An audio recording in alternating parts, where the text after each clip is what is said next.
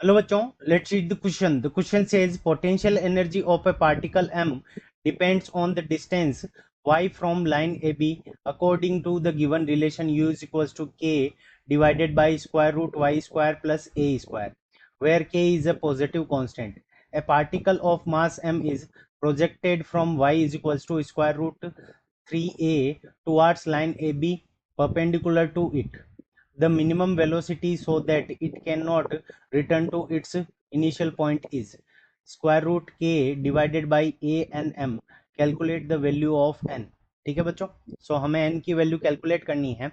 सो देखो यहाँ पे हमें पार्टिकल गिवन है और इसकी जो पोटेंशियल एनर्जी है वो हमारी क्या रिलेशन गिवन है, u is equal to K divided by square root A square plus Y square. ये हमारा क्या है कि पोटेंशियल एनर्जी का रिलेशन गिवन है.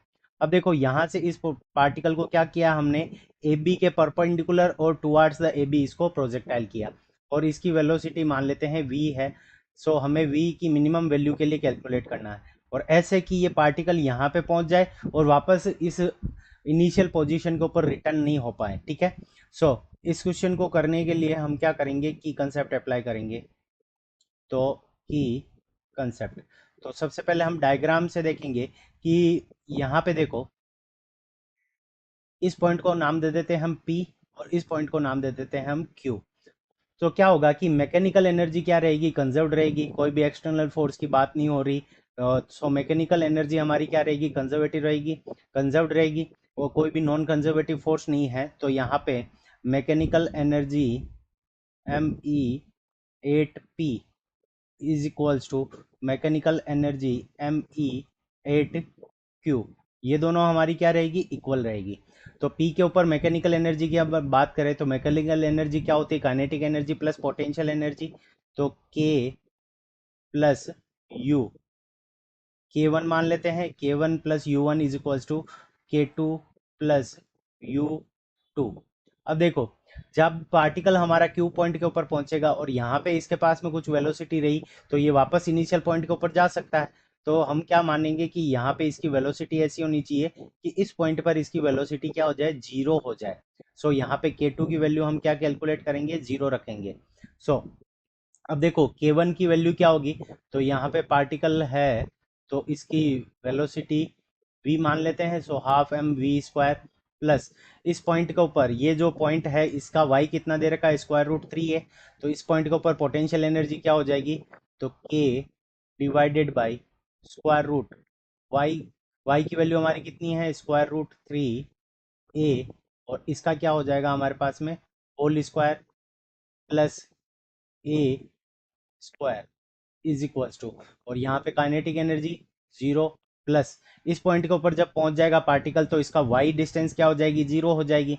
तो पोटेंशियल एनर्जी इसकी क्या होगी, under root K divided by under root Y की value zero plus A square. So यहाँ से इसको सोल्व करेंगे तो हमारे पास में क्या आ जाएगा, half M P square plus यहाँ पे स्क्वायर रूट 3a का स्क्वायर करेंगे तो 3a स्क्वायर और 3a स्क्वायर और a स्क्वायर जोड़ेंगे तो 2a स्क्वायर और अंडर रूट ले लेंगे तो k डिवाइडेड बाई हमारे पास में क्या आ जाएगा 2a. k divided by 2a is equals to, और यहाँ से हमारे पास में आ जाएगा k divided by a. So इसको इधर भेज देंगे तो हमारे पास में क्या आ जाएगा, half M V square is equals to k divided by a minus k divided by 2a.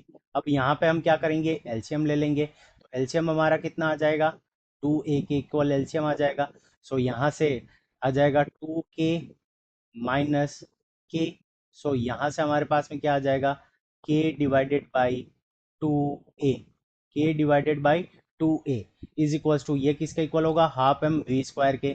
तो 2 से ये 2 कैंसिल हो जाएगा तो v square is equals to हमारे पास में क्या आ जाएगा, k divided by M A, K divided by M A.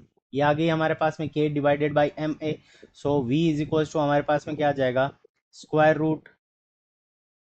Root K divided by square root K divided by M A. अब देखो यहाँ पे एक हमें क्या दे रखा है, n एक्स्ट्रा दे रखा है, तो यहाँ पे अगर हम इसको एक से मल्टीप्लाई कर ले तो भी कोई चेंज नहीं आएगा। तो इसका मतलब जो n की वैल्यू है वो हमारी किसके इक्वल आनी चाहिए, एक के इक्वल आनी चाहिए। सो n इज इक्वल्स टू हमारे इस कंडीशन के अंदर n इज इक्वल्स टू क्या आएगा, 1 आएगा। So n is equals to 1 is the correct answer. और वेलोसिटी हमारी कितनी होगी, minimum velocity v is equals to square root k divided by M A. So n is equals to 1 is the correct answer of this question. I hope you understood it well. Best of luck. Thank you.